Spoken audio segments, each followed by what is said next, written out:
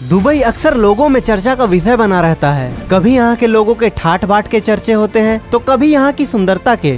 Dubai के कड़े कानून भी अक्सर चर्चा का विषय बने रहते हैं। जैसा कि हम सभी लोग जानते हैं कि दुबई दुनिया के सबसे बड़े तेल निर्यातक देशों में से एक है, लेकिन इसके अलावा दुबई की अर्थव्यवस्था में जो सबसे महत्वपूर्ण भूमिका अदा करता है वो है यहाँ का सोना। जी हाँ दोस्तों, दुबई तेल के साथ साथ सोने का निर्यात भी विश्व में सबसे अधिकतम करता है। 30 से 35 साल पहले अगर दुबई की स्थिति देखी जाए तो वहाँ कुछ भी आज जैसा नहीं था। दुबई में सिर्फ हर जगह रेत ही रेत था, ना वहाँ रेत पर मकान और ना ही बड़ी बड़ी बिल्डिंगें बनाना संभव था। लेकिन फिर वहाँ के लोगों ने उसी रेत पर इतनी बड़ी बड़ी बिल्डिंगें बनाई कि आज पूरे विश्व में सबसे ज्यादा ऊंची बिल्डिंगें दुबई में ही है। दुबई के पास किसी भी तरह का पानी का कोई सोर्स तक नहीं था और ना ही कोई साधन। तो आखिर दुबई इतना अमीर कैसे बना, यह एक बड़ा सवाल है। ना दुबई के पास अपना खाना है और ना दुबई के पास अपना पानी, ना किसी तरह का मिनरल था, ना उसका अपना खुद का सोना था, लेकिन आज उसके पास दुनिया का सबसे बड़ा सोने का मार्केट है। तो आखिर दुबई के पास ये सब आया कहाँ से?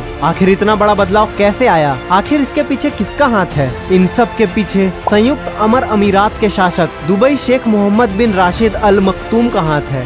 दुबई के नागरिक भी बेहद सोना पसंद करते हैं। यहाँ के लोगों के पास महंगे से महंगे सोने के गहने, सोने की जड़ी गाड़ियाँ और इसके अलावा सोने के बर्तन भी मौजूद हैं। यहाँ के लोग सोना को इतना आम मानते हैं कि खाने में भी कभी कभार सोना का प्रयोग कर लेते हैं। इन्हीं कारणों से दुबई को सिटी ऑफ गोल्ड कहा जाता है। विश्व में कुल सोने के व्यापार में 30% हिस्सा केवल दुबई का है। यहाँ प्रतिवर्ष 1200 से ज्यादा सोने का निर्यात किया जाता है। इसी कारण से यहाँ वर्तमान में 4000 से ज्यादा सोने के व्यापार पर आधारित कंपनियां स्थित है। दुबई के बाजार में सोना खरीदने के लिए विश्व के कोने कोने से लोग आते हैं, इसलिए यहाँ के सोना बाजार में रोज हजारों की भीड़ सोना खरीदी हुई दिखाई देती है। दुबई मुख्यतः 16 देशों से सोना आयात करता है। वह इस महान धातु को जर्मनी, संयुक्त राज्य अमेरिका, यूनाइटेड किंगडम, भारत, दक्षिण कोरिया और जापान को भी निर्यात करता है। कर न्यूनतम है और इसीलिए इस शहर में सोने की कीमत दुनिया में सबसे कम है। कम आयात शुल्क ने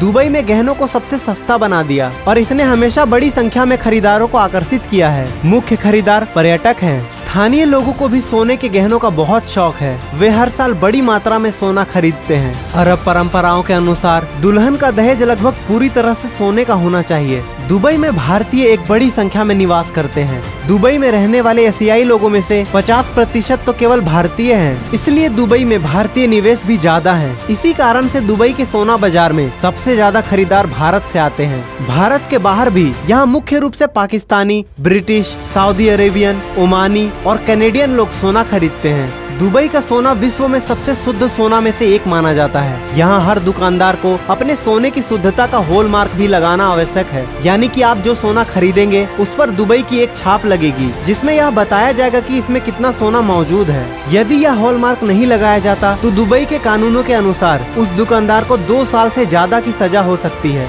इसके अलावा उसे 1 करोड़ जुर्माने के तौर पर भी देने पड़ेंगे। दुबई के सोने की क्वालिटी सबसे अच्छी मानी जाती है। इसके साथ ही दुबई का सोना विश्व के सभी देशों से ज्यादा सस्ता है। यदि बात की जाए भारत की तो हर समय भारत की अपेक्षा दुबई में 10 ग्राम पर 10,000 से ज्यादा की छूट आपको मिल जाएगी। इसका सबसे बड़ा यह कारण है कि दुबई में सोने पर टैक्स बहुत कम लगाया जाता है। यहाँ सोने पर मामूली से टैक्स लगाए जाते हैं, जबकि भारत जैसे देशों में सोने पर कई प्रकार के बड़े टैक्स लगाए जाते हैं, जिसके कारण यहाँ अपने आप ही सोना बहुत महंगा हो जाता है। वास्तव में दुबई के पास बहुत ज्यादा सोने की खानें नहीं है, लेकिन दुबई हर साल भारी मात्रा में दक्षिण अफ्रीका से कच्चा सोना खरीदता है, जिसे बाद में शुद्ध करके यहाँ भारी मात्रा में सोना बेचा जाता है। समय के साथ दुबई ने अपना सोने का व्यापार बहुत विस्तृत कर लिया और परिणाम स्वरूप वर्तमान में यहाँ 1000 से भी ज्यादा सोने की बड़ी बड़ी दुकानें मौजूद हैं।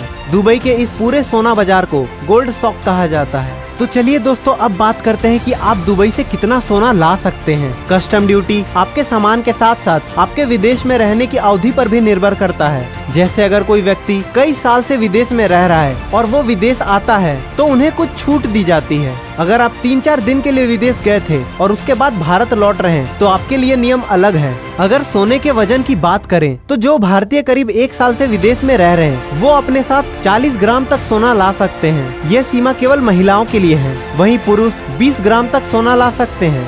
इसके अलावा जो टूर पर गए हैं वो पुरुष 50,000 रुपए और महिलाएं 1 लाख रुपए तक का सोना खरीद सकती हैं। इसमें भी नियम ये होता है कि परिवार के अन्य सदस्यों के आधार पर भी सोना खरीदा जा सकता है, इसलिए आप ज्यादा सोना भी बढ़ा सकते हैं। तो दोस्तों हमें कमेंट करके बताइए कि अगर आप दुबई जाते हैं तो आप वहाँ से कितना सोना लाएंगे। हमें उम्मीद है आपको ये वीडियो अच्छी लगी होगी। अगर हाँ तो इस वीडियो को खुद तक सीमित ना रखें, शेयर करें अपने दोस्तों और रिश्तेदारों के साथ जोड़ने के लिए इस रोमांचक सफर पर। इस वीडियो को उन तक भी जरूर शेयर करें जिनके साथ आप दुबई जाना चाहते हैं। तो दोस्तों अभी के लिए अलविदा, पर जल्द ही मिलेंगे एक नई वीडियो के साथ।